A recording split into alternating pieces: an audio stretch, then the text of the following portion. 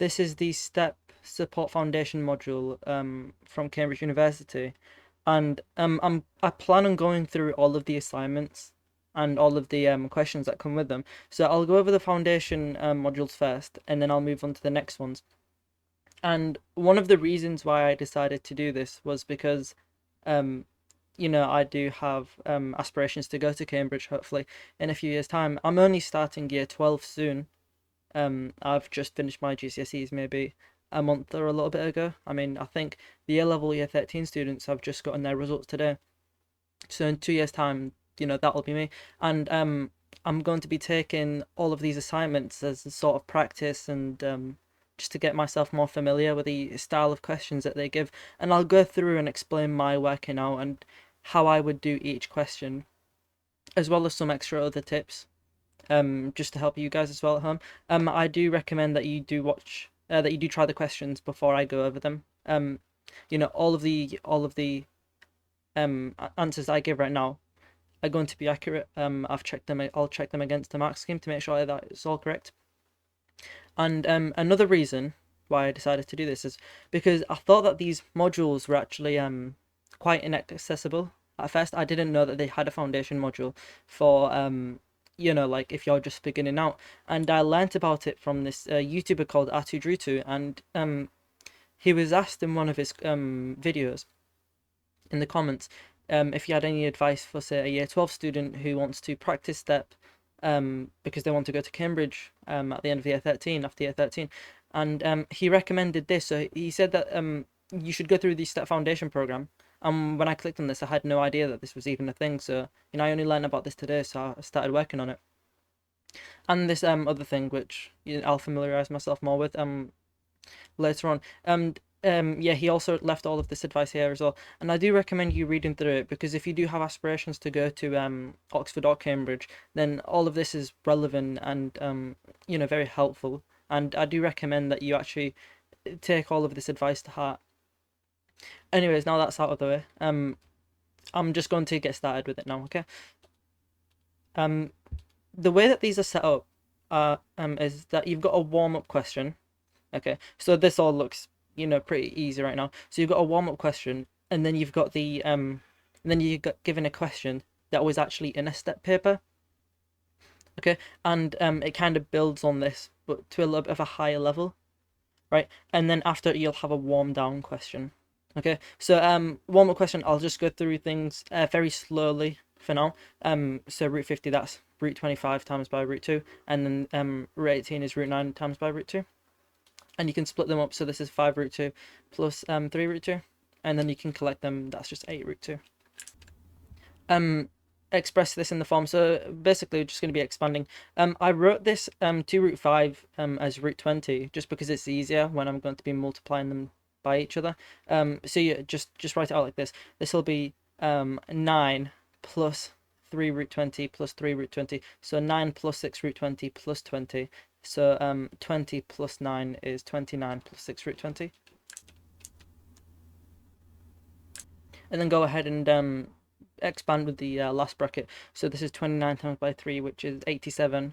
And then it's plus 29 root 20 plus 6 root 20, which is 35 root 20. And then plus 6 root 20 times by root 20. So that's 20 times by 6, which is 120.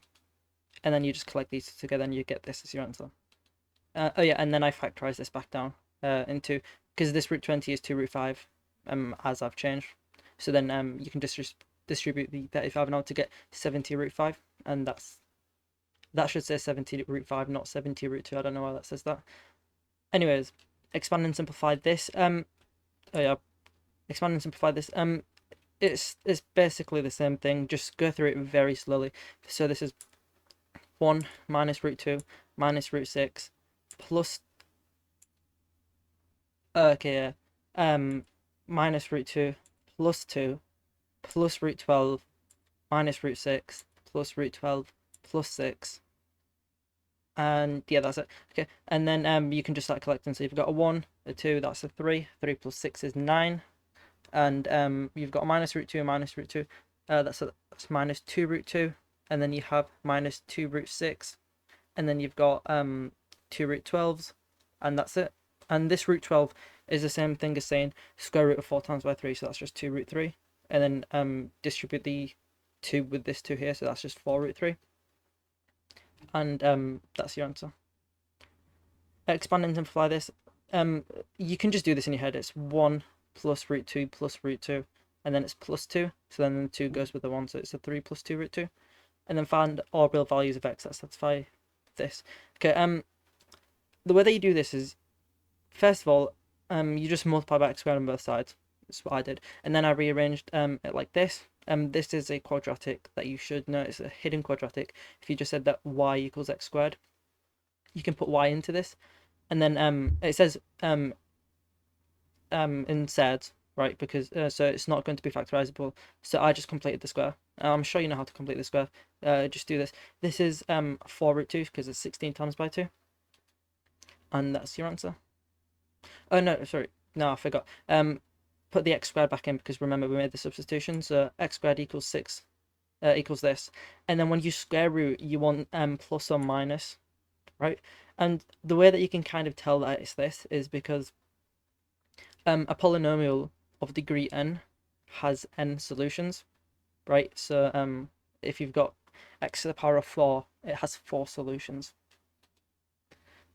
Yeah, there's also a preparation. The preparation also goes a little bit over stuff that's similar to what will be in the actual step question that will come up next.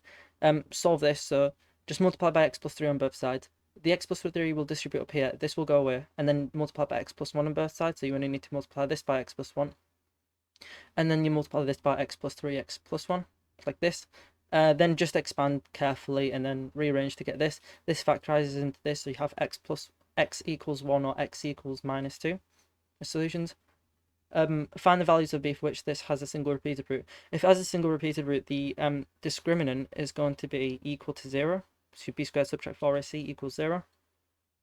Where b is just b, a is just 9, and c is 4. So plug that in, you get b equals plus or minus 12. Find the range of real values for c which the following equation has no real roots. If it has no real roots, b squared subtract 4ac is going to be less than 0. B is careful, it's going to be 5c, it's the coefficient of x, so b is 5c, a is 3, and then c is just c. You get this, factorize out of c, you'll get critical values at c equals 0, and then c equals 12 over 25. And if you imagine this, this is kind of like a quadratic like this, right? And you want to be less than 0. Okay, so you're going to be in between the roots. So you'll be in between these two. And that's your answer. This is the question though. It's from the 2005 step 1, question 3. So you know, if you want to go back and look through it, look through the paper. Anyway, so we're told that a and b are distinct non-zero real numbers and c is a real number. Okay, and we want to show that this has 2 distinct real roots. Right, first of all, it says if they're either both positive or both negative, then this has real solutions. First of all, if a and b are greater than 0, we'll consider this case first. I'm just going to multiply out on both sides. We did this on the last question, so you should know how to do this. Distribute the x, so this is x squared minus bx, and then this is x squared minus ax, and then this is going to be x squared minus ax minus bx plus ab. The minus ax's and minus bx's cancel, and then you can bring the x squared to the other side to get x squared equals ab. And when you square it both sides, you'll notice this. For this to have 2 real solutions, right? This has to be like this under the square root has to be greater than 0, right? Because it has 2 distinct real solutions, so this has to be greater than 0, right? So a and b either both have to be positive to have those 2 real solutions, because a positive number times a positive number will always be positive, or even if it is both negative, right? A negative number times a negative number still gives you a positive, so this is still greater than 0, so it still has 2 real solutions. So that's the first part done. Show that if c is not equal to 1, this has only 1 real solution if this is true. We'll do the exact same thing. This is very similar to this, just expand out on both sides to get this. Oh, sorry, no, this was from this first part. So it's this same thing, 1 multiplied by this multiplied by that, but then it's multiplied by by c plus 1 as well, right? Like that. And then just distribute the c very carefully. This is x squared c plus x squared minus axc minus ax minus bxc minus bx plus abc plus ab. And you've got an 2x squared on this side, and then you've got an x squared on this side, and then you've got these ax's minus ax's, and then minus bx's also cancelling again. So you get this, and then I just brought it all to one side, like this, and then I thought to myself, well, this is quite similar to something that we did on the previous question, where we had 5c as being the coefficient of x when we were looking at the discriminant.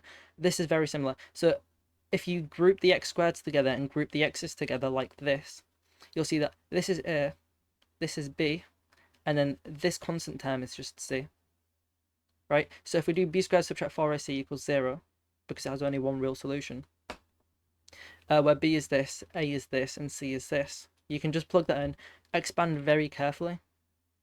Also, just be careful here with the negatives. Just expand very carefully. I'm sure you know how to do this. Then distribute the 4 to get this. A few things cancel down, I think. So this minus 4abc and then plus 4abc. And you've also got anything else? Let me see. No. Okay, yeah, that's fine then. And then you can factor out c squared, and then you leave the 4ab on the end because you can't factor out a c squared from that because it doesn't even have it in it. Take away 4ab from both sides, then divide by this. And then this, you should know this. This is just a minus b all squared. Hopefully you can notice that. If you can, what you can do is you can just come to here and just expand this out at the bottom, because you can see you're already pretty close. So this must factorize. This must factorize into this. Anyways, you get what they want you to get. The next part. So you want to show that it can be written in this form. Now, there's two ways to do this question. There's a harder way and there's an easier way. Now, the easier way is just to start with this and then to get to this, right? Whenever you have a show that question and it seems too difficult for you to get from the original place to the final place, then just go the other way. Like, just start with whatever needs stuff being done to it, right? And then go backwards. Okay? Hopefully that makes sense. So, for example, this here, there are a lot of things you could do. You could expand the top and then expand the bottom and then get the same denominator and numerator, and then you could bring them together, and then you get given, and then you'll get this when all's said and done. And that's easier to do than this, because this, realistically, you can't do much with it. Just, you know, by straight away looking at it. You could expand the bottom and then you don't really have anywhere else to go. But nonetheless, I did start with this because I decided to go with the more difficult method because I found it more interesting, and also I feel like I can teach you something by starting with this. So say we start with this, okay? And then I thought to myself, well, this a minus b all squared at the bottom is fine. We don't need to change this. The only thing we need to change is the numerator, and we need to somehow get a plus 1. Now, in the numerator, we need an a plus b all squared. And then I thought, okay, well, let's just put it in. Let's just add an a plus b all squared, right? But you can't just do that. Later on, we'll just subtract that a plus b all squared. So we're adding something on only to take it away later, right? So this is the exact same as this, right? Because, you know, this will cancel down with that, and you're left with the same thing. So we've not actually changed anything. These two are the exact same. Okay? Now, this here, I expanded this to get a squared plus 2ab plus b squared. And then I distributed the negative sign. So this is minus a squared minus 2ab minus b squared. Okay? And then I thought to myself, okay, well, what else can I do from here? Well, I looked in Zora and said, well, if we somehow could get a minus, if we could somehow get an a minus b all squared here, that would be perfect, because it could cancel down with this and would get a 1, so that's fine. So I thought, okay, well, how do we get an a squared minus 2ab plus b squared? Now, we've already got the minus 2ab, right? Let's just add an a squared and add a b squared, but we'll take away a squared and take away b squared, right? So I'm adding something on only to take it away later again. So now we're left with this, right? But remember, I took away minus 2a squared and then minus 2b squared. What I did was this here, I made this a squared positive and this b squared positive because I added on 2a squared and then added on 2b squared. I need to take those away later. And then anyways, so we're left with this, and you can factorize this into a minus b all squared. And then you're just left with this result at the end, which we'll just leave for now. But anyways, we've got this and we've got this. Okay, and then this here, this is factorizable. For example, if we, is that what I did? Yeah, so if you take out a minus 2 from this, well, this is just a plus b all squared, right? So just put it as that. And then you'll see, okay, well, that's helpful because we've got one lot, right, minus 2 lots. So this is just minus a plus b all squared. Okay, and now this and this, you can put them over different, you can put them over, like, you can split them down the middle, basically, right? So you've got this over this minus this over this, but obviously this over this is just 1 because they're the same thing, and then you're left with minus a plus b all squared over a minus b all squared. So you're left with this, and then you know, that's the final result. I actually forgot I needed to put this over. I needed to put the big brackets around it and then put the square. It's fine. Both of them are the same thing. To be fair, I probably should have done that, but it's okay. I guess you know what I mean. Now we need to deduce that it can hold only if this is true. Okay, well, first of all, we can see that if c is a square number, right, and c is real, right, the square root of all of this must be greater than 0. So this must be greater than 0, right? So that means c squared must also be greater than 0, but it can also be equal to 0, right? So that reasoning there that I've just given only shows that it's greater than or equal to 0. It doesn't show that it can't be 0. And the reason why it can't be 0 is, well, if you look up here, you think to yourself, well, if c was 0, okay, the only way that this could be 0 here is if either a or b was 0. Because we can't have a 0 denominator because you can't divide by 0. So either a or b has to be 0. But a and b are non-zero. Therefore, c squared can't be 0 because this can't be 0. Because a and b are non-negative. So we can conclude that c is just greater than 0. But there's also another restriction, that it's less than or equal to 1. The reason is because, say we have this here. What I did was I took away 1 from both sides to get this. Right? And so we've got this, right, and it gives us a negative result. Okay, that's interesting. So for this to be negative, c squared would have to be less than or equal to 1, right?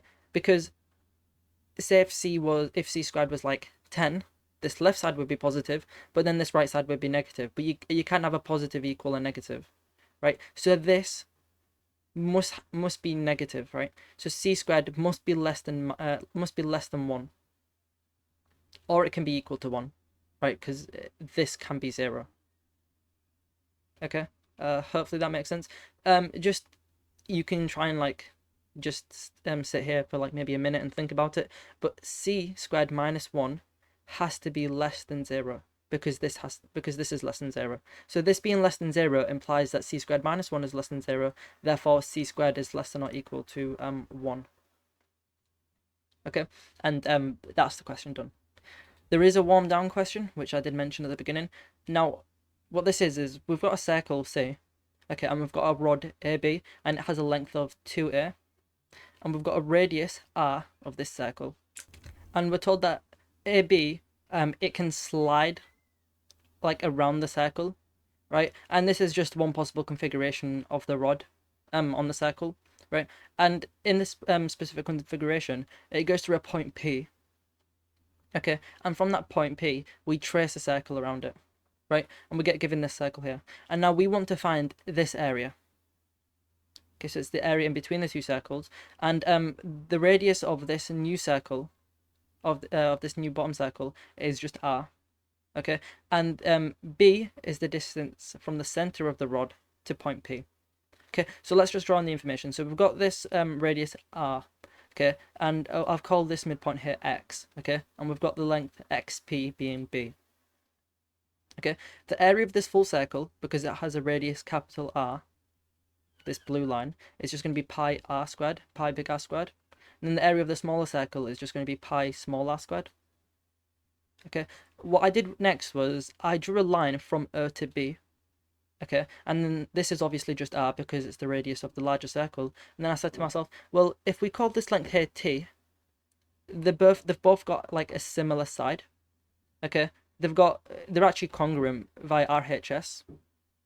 Okay, so if you just imagine these two congruent, you can relate them with this letter T. Okay, if we had a look at this small triangle first. Sorry, no, the bigger one is what I did first, I think. Yeah, it is. The full length XB is A, because remember AB is 2A. That means half of it XB will just be A. So we've got A squared plus T squared equals R squared. Now for the smaller triangle, we've got B squared plus T squared equals lower R squared.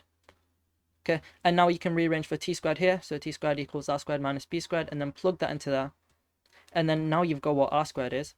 And what I did was I just plugged this into there, because now it's only in terms of A's and B's. Okay, and R. But that's good because we can relate it to this. Now to get the area in between the two circles, we do the area of the bigger circle take away the area of the smaller circle. So I did this, take away this. And this will give you a pi r squared. So the pi r squared cancels with this pi r squared, so you're just left with pi lots of A squared minus B squared. And that's the full video. Thank you for watching.